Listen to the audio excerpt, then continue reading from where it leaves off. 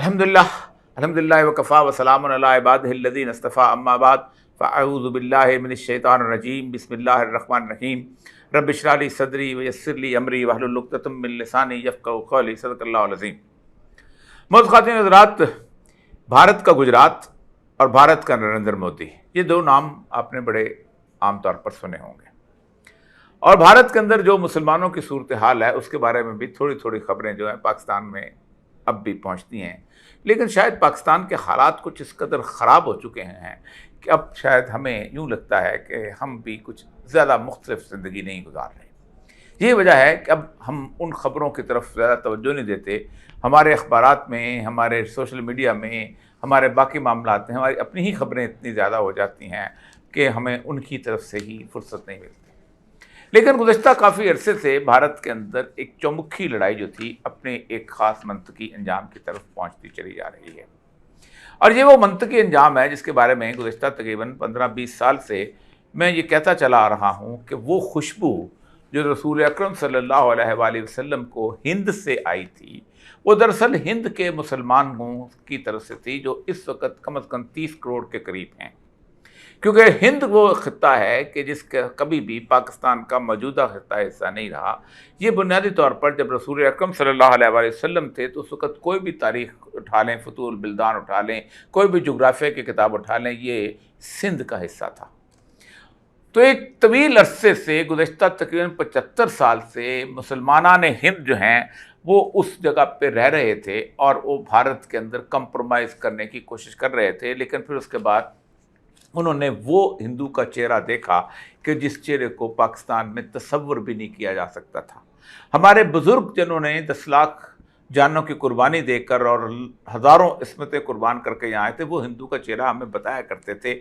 इसलिए हमें उनको याद था कि वो कैसा था और उनको अंदाज़ा होता था कि वो अपने घर छोड़ के आए हैं, ज़मीन छोड़ के आए हैं, जायदाद छोड़ के आए हैं, लेकिन जाए अमन में आए हैं और इस जाए अमन में उन्हें अल्लाह के निज़ाम और अल्लाह की शरीयत जो है उसका नफाज मिलेगा। लेकिन शायद उसको हमने 75 साल जो है उसके अंदर जितनी बेवफाई उससे की है किसी और से नहीं की।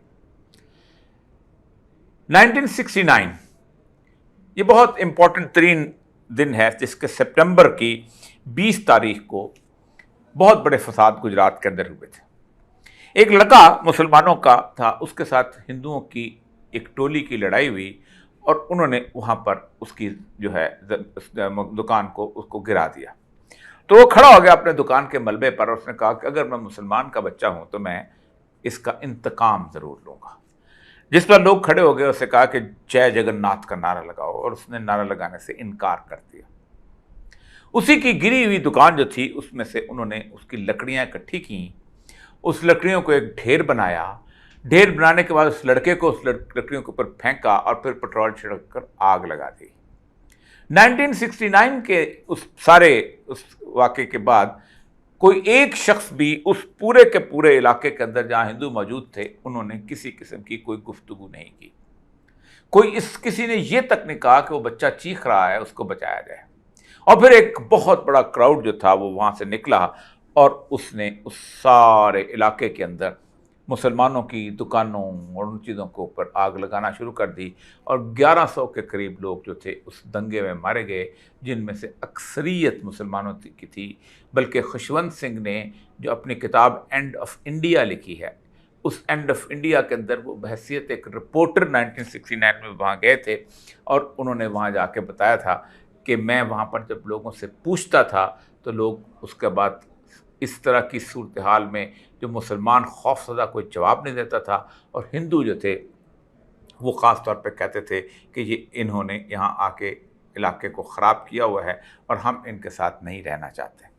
इसके बाद ये 1961 में ये फसाद शुरू हुए हैं, 71 तक 16 अजला के अंदर ये फसादात हुए हैं और उनमें से सबसे बड़ा फसाद जो था वो 1969 के अंदर, उस साल के अंदर आप खुद सोचें कि 578 फसादात हुए हैं, मुख्तलिफ छोटे के छोटे थे।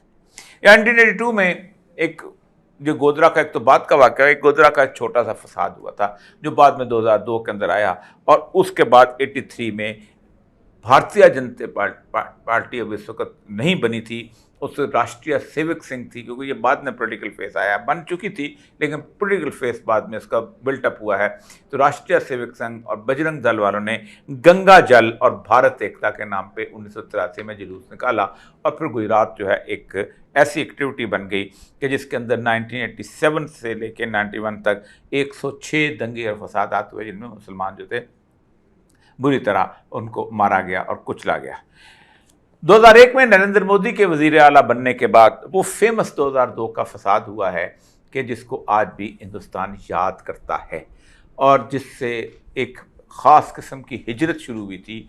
और अगर आप अहमदाबाद और जाएँ तो अहमदाबाद से कुछ अरसे के कुछ थोड़े से फासले के ऊपर एक शख्स इलाका है जिसे जोहापुर कहते हैं। जोहापुर जो है ये दुनिया का सबसे बड़ा घेटो है। घेटो कहते हैं वो इलाका जिसमें यहूदियों को रखा जाता था, जिसमें ना पानी होता था, ना बिजली होती थी, ना सीवरेज होता था, ना अस्पताल होते थे, ना स्कूल होते थे। यही कैफियत उसकी है। और आप देखें कि तमाम सिविक सर्विसेज, रोड वहाँ जोहापुर पे आके ख़त्म हो जाती है, रक्शे वाले वहाँ से आगे नहीं ले जाते, बस वहाँ पे नहीं जाती, स्कूल उनके नहीं हैं, कॉलेज नहीं है, म्यूनसिपल सर्विसेज सारी ख़त्म है, और 7 लाख लोग हैं। दुनिया की तारीख का सबसे बड़ा घेटो, सबसे बड़ा वो इलाका कि जिसके अंदर लोग जैसे कहते हैं तमाम चीज़ों से महरूम रहते हैं, वो जोहापुर है। ये सारे का सारा मामला आहिस्ता आहिस्ता बढ़ता गया। मैं इसकी तारीख में नहीं जाना चाहता, लेकिन उसके बाद फिर वो लिंचिंग शुरू हुई, और फिर वो मणिपुर का वाक़या और दूसरे वाक़यात करते करते गुज़श्ता 3-4 दिन पहले एक मेवात का इलाका है जिसे कहते हैं नूह उनका तहसील है। उस डिस्ट्रिक्ट मेवात के डिस्ट्रिक्ट की जो कुल आबादी है 11 लाख है, और इसके अंदर 80% मुसलमान हैं। मेवाती मुसलमान बड़े मशहूर समझे जाते हैं। हमारे यहाँ भी जो मेवाती यहाँ पर आए हैं, मुल्तान के इलाके में या बाकी जगह पे आए हैं जो लोग, वो बड़े कट्टर हैं अपने फेथ के हिसाब से, राजपूत नस्ल होने की वजह से, और इस इलाके के अंदर जिन्होंने उस खा वो हिंदू हों, खा वो मुसलमान हों, और सिख हों, वो बुनियादी तौर पर इस अपने फेथ पे बड़े कायम रहते हैं। तो इस जगह पे आप सोचें कि इस गुज़श्ता 3 या 4 दिन पहले, ये जो बल्कि 1 हफ़्ता हो गया इस पूरे इंसिडेंट को, ये तकरीबन 5 अगस्त का वाक़या है। और 5 अगस्त के वाक़े के अंदर आप देखें कि फिर उस मुस्लिम पॉपुलेशन ने जो वहाँ पर मौजूद थी, उन्होंने अपना जो है ख़ास तौर पे ये दिखाना चाहा कि तुम जो हमारे साथ कर रहे हो, हम उसके साथ उसको रिटेलिएट कैसे करते हैं। मुसाफिरों को उतार, उन्होंने लोगों को तो कुछ नहीं कहा, लेकिन मुसाफिरों को उतार के उन्होंने बसों को जलाना शुरू कर दिया। तकरीबन 200 के करीब बसें जो हैं उनको जला दी गई, और उसके साथ साथ मुख्तलिफ़ किस्म की प्रॉपर्टी को भी नुकसान पहुँचाया गया। ये मैं इस पर तफसील से इसलिए नहीं जाना चाहता कि इसके बाद पूरे के पूरा भारतीय जनता पार्टी का इक़्तिदार और उसके साथ बाकी जो है पूरे का पूरा वो जो बना हुआ था स्ट्रक्चर कि हम ये कर लेंगे, वो उसको डामाडोल हो गया। उसकी 2-3 वजूहात हैं। पहली वजह तो ये है कि मुसलमान को उन्होंने बिल्कुल दीवार के साथ लगा दिया था, और अब उनके साथ के लिए कोई और रास्ता नहीं रह गया था। दूसरी बात ये थी कि सेकुलरिज्म का वो नारा जो कि कांग्रेस ने लगाया था, जो बाकी लोग भी लगा रहे थे, वो फेल हो चुका हुआ था। और तीसरी अहम तरीन बात ये थी कि मुसलमान जो हैं वो अब उनको ये रियलाइजेशन हो गई थी कि वो 30 करोड़ के करीब हैं, और वो किसी भी वक्त जो है इस भारत की काया पलट के रख सकते हैं। उसकी वजह यह है कि उनके पास ना दौलत है, उनके पास ना नौकरियां हैं, उनके पास ना कुछ और चीज़ है, उनके पास खोने के लिए कुछ नहीं है। वो जो कार्ल मार्क्स ने कहा था ना कि दुनिया भर के मजदूरों तुम छा जाओ और दुनिया बदल दो, क्योंकि तुम्हारे पास खोने के लिए सिर्फ तुम्हारी जंजीरें हैं जो तुम्हें लगाएं। बिल्कुल वैसी कैफियत उनकी हो रही है। तो ये वो मुसलमाना ने हिंद हैं कि जो कि वहाँ के लोग हैं कि जो यकीनन एक इनकलाबी तब्दीली पैदा कर रहे हैं। और फिर दूसरी तरफ की सूरत हाल ये है कि कश्मीरी आज से बहुत पहले कहा करते थे कि अगर हमारे साथ भारत के मुसलमान साथ दे दें और वो उस तरह कॉम्प्रोमाइज़ ना करें, तो हम कब का कश्मीर आज़ाद करा चुके होते। तो जो इलाके मुसलमान अक्सरियत के हैं, उस मुसलमान अक्सरियत के अंदर आप सोचें कि वो एक होता क्या है ऐसे मामलात के अंदर कि मुसलमान एक जगह इकट्ठा होना शुरू हो जाते हैं, ये हिंदू एक जगह इकट्ठा होने चाहिए, कम्युनिटीज़ अपना एक इलाका बना देती हैं, अपना एक आइलैंड बना लेती हैं। और जितना बड़ा इंडिया का साइज़ है, इंडिया की फ़ौज और इंडिया की पुलिस उसको लुक आफ्टर नहीं कर सकते। इंडिया की जो 7 स्टेट्स हैं जिनको सिलगरी कॉरिडोर मिलाता है, जिनको 7 सिस्टर्स कहा जाता है, जिनमें ज़्यादातर क्रिश्चियन अक्सरियत है, वहाँ उनको कंट्रोल करना मुश्किल हो गया, चाहे जाए कि मुसलमान जो कि पूरे के पूरे भारत के अंदर फैले हुए हैं। ये है वो हालत। इस हालत में पाकिस्तान की सूरत हाल क्या है? ये वो वक्त था कि जब पाकिस्तान जो था उन लोगों का साथ देता और बताता कि हम इंटरनेशनल लेवल पे तुम्हारे साथ हैं। हम तो वो हैं जो कह रहे हैं कि भारत से तुम्हारी अब कोई दुश्मनी ही नहीं है, हमारी दुश्मनी है वो तब इंटरनल है। अब एक बात याद रखें, मैंने मार्च में पाकिस्तान के हवाले से एक बात की थी, और मैंने नहीं की थी, अहले नज़र ने बात की थी। उन्होंने कहा था कि देखें, पाकिस्तान के ऊपर बहुत बड़ा एक ताज़ियाना जो है वो बरसने वाला है अल्लाह की नाराज़गी का। और उन्होंने कहा था कि फसलें अभी कट रही होंगी, गंदम की आधी पड़ी होंगी और आधी तो अज़ाब आ जाएगा। और आप देखें कि वो अप्रैल की 13 को शुरू होती है कटाई, तो आप खुद सोचें कि मई से लेके उसके बाद 9 मई आया है, मई पहले, उसके बाद सैलाब आए हैं और सैलाब के अंदर फसलें तबाह हुई हैं, और उसके बाद बहुत सारी जिसे कहते हैं चीज़ें जो हैं, जिसे कहते हैं आप यालाबारी हुई है। पहले तो गंदम की फसलें तबाह हुई हैं, मकई की फसलें तबाह हुई हैं, फिर बारिशें आई हैं तो आम की फसल नहीं पकी। आगे फिर चलते चलते फिर 9 मई से लेके आज तक वो जो कुरान पाक के अंदर 3 बुनियादी अज़ाब की सूरत हाल हैं, इसमें अल्लाह तबारक तआला फरमाते हैं कुल वल कादिर अला यबअस अज़ाब मिनकुम फौककुम, कि मैं कादिर हूँ कि तुम्हारे ऊपर से अज़ाब नाज़िल करूँ, जैसे जालाबारी हो रही है और हमारी फसलें नहीं पक सकें, मन तहत अर्जुलिकुम, और तुम्हारे पाँव के नीचे से। और जो तीसरा अज़ाब है वो यल्बसुकुम शियन व युज़ीक़ बासकुम बासबार, और तुम्हें ग्रोहों में तकसीम करके एक दूसरे की ताकत का मज़ा चखाऊँ। ये जारी है, ये 4 और 5 साल। लेकिन अब सूरत हाल ये है कि मोहलत मिलती जाती है आहिस्ता आहिस्ता, कहीं ना कहीं किसी मामले के अंदर। कभी कोई लोग रोते हैं, फरियाद करते हैं, मोहलत मिलती जाती है। लेकिन अहले नज़र ये कहते हैं कि ये मोहलत ज़्यादा से ज़्यादा जनवरी की तक है, और फिर उसके बाद हम जिस पकड़ में आने वाले हैं उसका कोई हद और हिसाब नहीं होगा।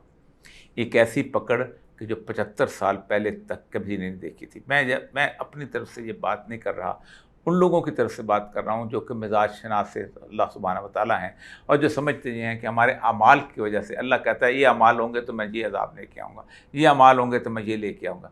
हमारे अमाल की बदतरीन मामला ये है कि हमने उन भारतीय मुसलमानों की निस्बत यहाँ बसने वाले मुसलमानों को कहा था कि हम तुम्हारे साथ इज़्ज़त और एहतराम से पेश आएंगे, हम तुम्हारे इस इलाके के अंदर अल्लाह का कानून नाफिज करेंगे, हम इंसाफ लेके आएंगे। तमाम अंबिया की अल्लाह ने जिम्मेदारी पूरी दुनिया में ये लगाई है कि देखो, हमने कोई नबी ऐसा नहीं भेजा जिसको ये जिम्मेदारी न दी हो कि वो ज़मीन पर बिलकिस्त इंसाफ नाफिज करे।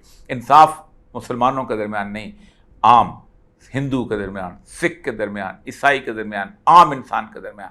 ये है वो कैफियत, इसकी वजह से मुझे लगता ये है कि अगर हमने 3-4 माह के अंदर अपने हालात ठीक न किए तो 2023 का सूरज जो है वो बहुत खौफनाक होगा। और मैं पहले भी कहता आया हूँ कि रसूलुल्लाह सल्लल्लाहु अलैहि वसल्लम की हदीस है, ख़राब सिंध मिनल हिंद व ख़राब अल हिंद मिनल सीन, कि सिंध जिसमें हम बसते हैं इसकी ख़राबी भारत की वजह से होगी, और वो तैयारियां पकड़े हुए हैं, और भारत की खराबी जो है वो चीन की वजह से होगी, क्योंकि हालात ऐसे बनते जा रहे हैं। इंतहाई गुजलक पीरियड है वहाँ पर एक नस्ल तैयार हो रही है कि जो भारत के देवताओं का मुकाबला करेगी। यहाँ एक नस्ल तैयार हो रही है कि जो अमेरिका और उसके सामने झुकेगी। लेकिन इस नस्ल के मुकाबले पे भी एक नस्ल तैयार हो रही है। इस पूरा खित्ता जो है अगले 5-6 माह के बाद, या 4-5 माह के बाद, या 3-4 माह के बाद एक ऐसी उलझन का शिकार होने वाला है कि जिसके अंदर कोई बचाव नहीं, जब तक हमने अल्लाह की तरफ रजू न किया। वाखिर दावाना अल्हम्दुलिल्लाह रब्बिल आलमीन।